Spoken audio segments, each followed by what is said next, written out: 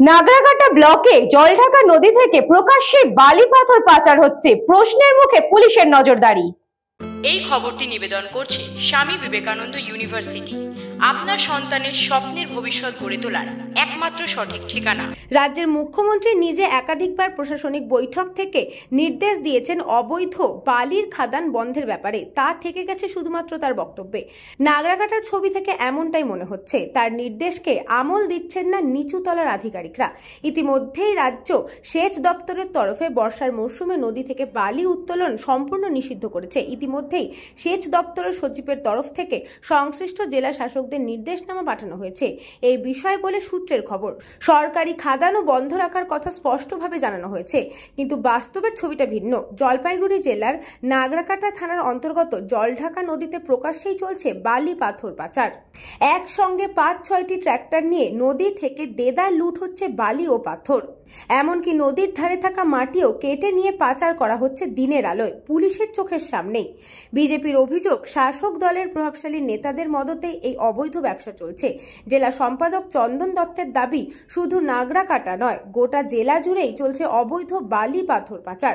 Police থেকে শুরু করে শাসক দলের নেতারা সবাই এই টাকার ভাগ পাচ্ছেন। অন্যদিকে তৃণমূলের জলপাইগুড়ি জেলার সম্পাদক রাজেশ কুমার সিং পাল্টা মন্তব্য করেছেন, মুখ্যমন্ত্রীর নির্দেশ মানা সবার দায়িত্ব। মাঝে মাঝে অসাধু ব্যবসায়ীরা পুলিশের চোখে ধুলো দিয়ে অবৈধ কাজ করে। পুলিশ সুপার সব সময় সক্রিয় থাকেন, প্রশাসনই প্রয়োজনীয় পদক্ষেপ নেবে। নাগরাকাটা এই ধরনের ঘটনা আছে, নতুনত্ব নয়, প্রতিনিয়ত এই কাজটা হচ্ছে। এবং সেখানে আপনারা জানেন যে সেখানে কোনো রয়্যালটি নেই, সেখান থেকে বালি তোলা যায় না। তারপরেও সরকারি ঘোষণা, শুধু নামেই সরকারি ঘোষণা। এই তোলামূল কোম্পানির আমলে প্রশাসনের মদতে, তৃণমূল কংগ্রেসের নেতাদের সৌজন্যে এইভাবে অবাধে লুট হচ্ছে। এটা সারা নাগরাকাটা নয়, সারা জলপাইগুড়ি জেলায় এইভাবে অবাধে লুট হচ্ছে। এবং প্রশাসন সমস্ত কিছু দেখার পরও নির্বিকার দর্শকের ভূমিকা পালন করছে, কারণ প্রশাসনের মদতে এবং তৃণমূল কংগ্রেসের নেতাদের দৌলতে আজকে এই নদীগর্ভ বিঘ্নিত হচ্ছে, আজকে নদীর পরিবেশ ভারসাম্য বিঘ্নিত হচ্ছে এবং এই তোলামূল কোম্পানি এদের মাধ্যমে অবাধে দেদার লুট করছে। দেখুন, মাননীয় মুখ্যমন্ত্রী বলার পরে স্বাভাবিক কারণে সব জায়গায় সেই নির্দেশটাকে পালন করতে হয়। সেটা এক বিক্ষিপ্ত দুই একটা ঘটনা, অবশ্যই জেলা প্রশাসন এটা কড়া পদক্ষেপ নেবে। এবং কে বা কাহারা জড়িত, এটা খুবই দুঃখজনক যে পুলিশ আরও কড়া পদক্ষেপ নেওয়া উচিত।